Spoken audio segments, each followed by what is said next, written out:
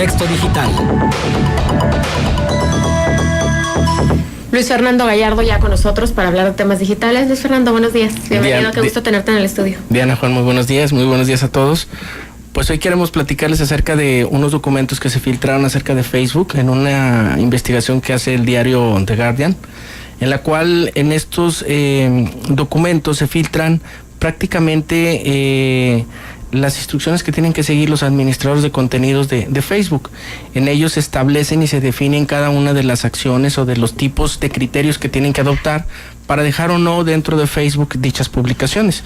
Y realmente es alarmante porque la cantidad de quejas que recibe Facebook en tan solo una semana es alrededor de 6.5 millones de quejas acerca de contenidos no muy adecuados y que tanto los jóvenes, los niños y los adultos están teniendo exposición a ellos, ¿no?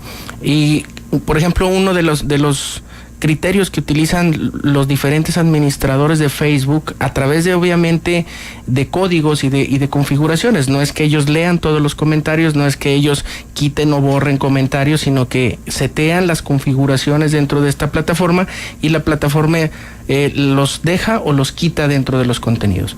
Uno de ellos es, por ejemplo, si alguien hace un comentario dentro de Facebook que diga alguien dispárele a Trump, inmediatamente ese comentario debe ser eliminado de la red de Facebook, ¿sí?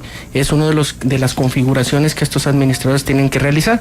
¿Por qué? Porque como presidente se encuentra dentro de una categoría protegida, es decir, todo lo que atente o incite al daño físico del presidente de los Estados Unidos, en este caso son eliminados. Sin embargo... ¿Y nada más de Estados Unidos? ¿O? De Facebook, obviamente todo el contenido que esté de Facebook. Sí, pero me refiero nada más al presidente de Estados Unidos. Los Estados Unidos. Al de México no, por ejemplo. No. Es específicamente porque la empresa es americana, se rige bajo las leyes americanas y está dentro de un protocolo de seguridad dentro de los lineamientos del gobierno americano. No era, perdón, es un detalle, pero irlandesa por un tema fiscal.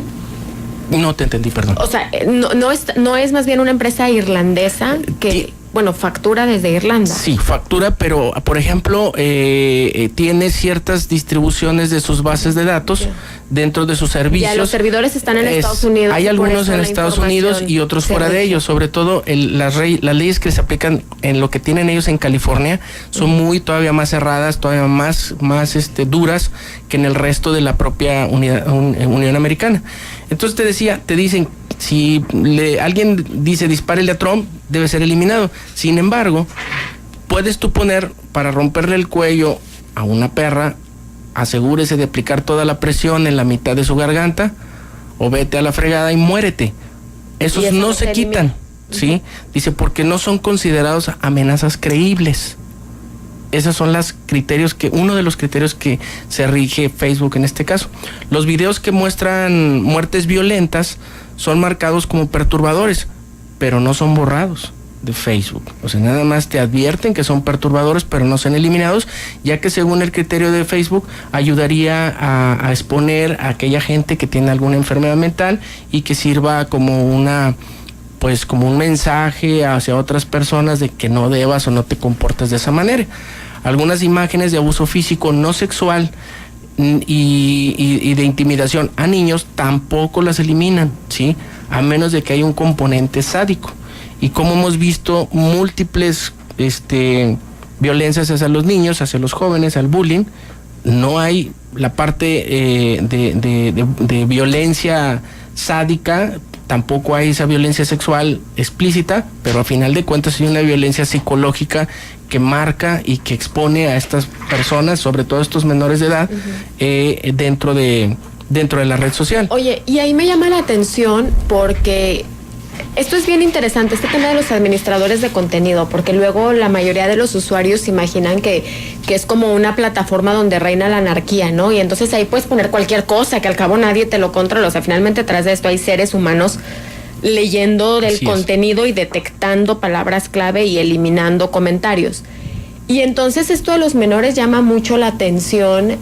Es inevitable recordar el caso del chico en Monterrey, donde se daba a conocer todos estos grupos privados y secretos a los que solo los miembros tienen acceso, con un nivel de conversación altamente violento, mínimamente controlado, y que entonces el argumento de muchos es, bueno, es que lo que pasa ahí realmente nadie lo controla y se puede decir cualquier cosa, pero sí que se controla. Finalmente hay alguien detrás de todo esto leyendo el contenido y autorizándolo, ¿no? Exactamente, porque tú pones ahí las palabras en la configuración de las plataformas para que no se pueda manejar. Si realmente tuvieran criterios en ese sentido positivos la red social, pues podrían de manera muy fácil eliminar los grupos o bloquear ese tipo de lenguaje que se está utilizando en esos grupos cerrados. Si bien es cierto, es como una foto entre tus amigos, pues queda aparentemente entre ustedes. En este caso, de todos modos, aunque fuera en lo particular, debería de estar Facebook teniendo conocimiento y atención en este tipo de contenidos, porque permean hacia la sociedad en la realidad. Mira, ahora lo que acaba de pasar en Manchester, sí. Sigue llamando la atención que los ataques terroristas son gente menores de 25 años. Sí. O sea, ya no son los extremistas de antes que eran... Que se inmolan. Sí, exactamente. Entonces, es bien preocupante el daño psicológico que se está haciendo a través de estos. Ahorita, de hecho, ya etiquetan a la red de Instagram como la red más peligrosa de todas por la parte adictiva. ¿Por qué? Pues porque generas una psicología no resuelta de las gentes sobre un aspecto demasiado perfecto. Yeah. Las fotos que están ahí no corresponden muchas veces a una realidad. Te sientes agraviado, te sientes que no formas parte, que no eres como las demás personas pero además te ponen un aparador que te hacen más susceptible, más vulnerable. Sí. Con una posibilidad más grande. Digo, se habla mucho que, por ejemplo, el robo que sufrieron estas socialites, la Kardashian, sí, en París, que le robaron unas joyas de no sé cuántos millones de dólares, fue precisamente a resulta de que ella documentó desde su llegada a París hasta el lugar donde estaba, y entonces esto fue suficiente para quienes buscaban robarla, pudieran tener las certezas de dónde estaba y cómo estaba, ¿no? Además, psicológicamente, Luis Fernando, no sé, tú alguna vez ya nos hablabas de eso, del nivel de presión psicológico como diferenciado por red social.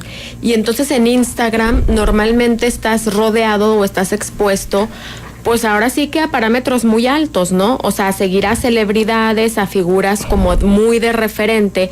A diferencia, alguna vez habíamos hablado de esto, también creo que con Jorge Reyes, a diferencia, por ejemplo, de Facebook, donde finalmente están pues tus amigos más reales, más terrenales, y entonces los parámetros aspiracionales, digamos que son más cercanos a tu realidad. Más mortales. Sí. De hecho, el peligro radica en que esto ya clínicamente, el acceso a las redes sociales se ha convertido en una adicción por encima del cigarro y el alcohol. Es decir, psicológicamente la gente ya tiene una adicción y es una patología en la cual es bien complicado dejarlo de lado. Si tú apagas tu celular, si no tienes conexión, la luz de las pantallas en la noche está cambiando la funcionalidad de la melatonina, que es la inductiva del sueño, porque es como un chip. Literalmente, si el cerebro y los ojos le meten la luz de la pantalla, se desactiva esta hormona y no produce la melatonina, no hay sueño y vienen todos los trastornos del sueño que se conocen, ¿no? Entonces, esto a su vez genera ansiedad, depresión y toda una neurosis que es derivada de todo este tema de las redes sociales. Otra de las cuestiones aquí es la de las fotos de abuso sobre animales que se pueden compartir. Si el contenido es realmente perturbador, solamente se clasifica como tal, pero no se elimina. O sea, esos son los criterios que siguen estos administradores de Facebook para poder dejar o no dejar estas publicaciones ahí. El otro es el arte que muestra la desnudez o una actividad sexual está permitido si es que está hecho a mano y está entrecomillado este comentario. ¿Qué significa desnudez hecha a mano? Que es natural, que no es photoshopeada, que no es una película de estudio de pornografía. Que no está si te agarran con tu novio en el bosque ahí haciendo cositas, lo dejan, porque fue algo espontáneo, no es algo que tú comercialices o algo que tú generes como una especie de marketing para que ahora todo el mundo vaya a tu sitio de donde estás mostrando ese sexo. ¿Pero hay desnudos en Facebook? Bastantes. Pero en la red subterránea. No, tanto en Facebook como en Twitter. Por ahí podríamos platicar con Arturo González, porque hubo un pequeño incidente el otro día en la página del Siglo Toro, en la cual tuvimos la fortuna de advertirle qué estaba sucediendo. Entonces, inmediatamente, pues había sexo explícito dentro de la página, porque te etiquetan. Es que tienen un hashtag un control de Twitter y de Facebook en la cual te etiquetan y dice, ¿qué está pasando en Torreón? Y resulta que hay una comunidad de swingers, una comunidad de venta de sexo dentro de aquí de La Laguna, y ellos etiquetan eso. Entonces tú te metes a un portal, el que sea, usaron el mismo hashtag. Ellos usan el mismo hashtag y tú estás viendo dentro de la página de, pues tú estás viendo noticias, te puedes en la misma página, por ejemplo, de Grem, si tú tienes un hashtag, sea el que sea, o sea, no específicamente la palabra Torreón, pero si yo etiqueto ese contenido de sexo explícito, al hashtag que tú tienes te va a aparecer en el control. En Twitter. Twitter, eso sabía, que en Twitter hay el control sobre el sexo explícito, los desnudos, no existe. Finalmente puedes encontrar ese contenido, pero creía que en Facebook. No, se preocupan más por los derechos de autor de una canción. ¿Una canción? Que el contenido de violencia, que el contenido del sexo, ¿no? Si tú, o sea, no puedes subir un video si fondeaste algo, ¿no? O sea, es una ridiculez, ¿no? Pero ahí lo están haciendo pues para competir con la parte de YouTube, que no es de ellos, y es un tema de mercadotecnia, en un tema de realmente cuidar la salud o cuidar los contenidos. Y de coins, ¿no? De moneditas. Así es.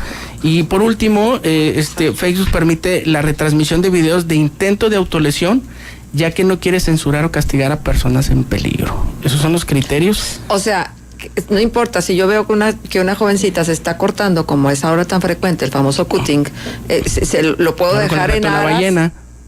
Que se marcan ahí la ballena y los retos, pues eres tú, no le estás haciendo un daño a nadie más, eres tú y yo te dejo ser.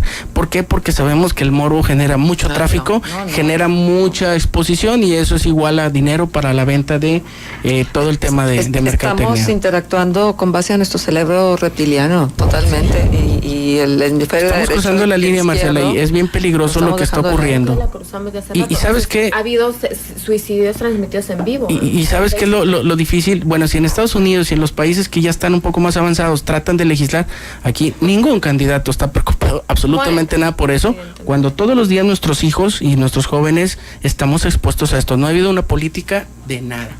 Bien interesante, Luis Fernando. Déjanos un punto de contacto si alguien quiere seguir el tema. Con todo gusto, estamos en Twitter, en L Gallardo A, para publicar estos. Luego platicamos del espionaje del que fueron objeto las asociaciones que trabajan para gobierno abierto. Claro que sí. La instalación de un malware y cosas de estas, y de programas de espías. Que por cierto, Durango, tú lo anotabas, ha sido uno de los estados que más ha comprado tipo de productos. Por lo menos en la administración anterior ocupaba el primer lugar en y en la de Felipe Calderón, a propósito de la entrevista que le hiciste, de hecho fue la que oficialmente permite esa compra de esos software.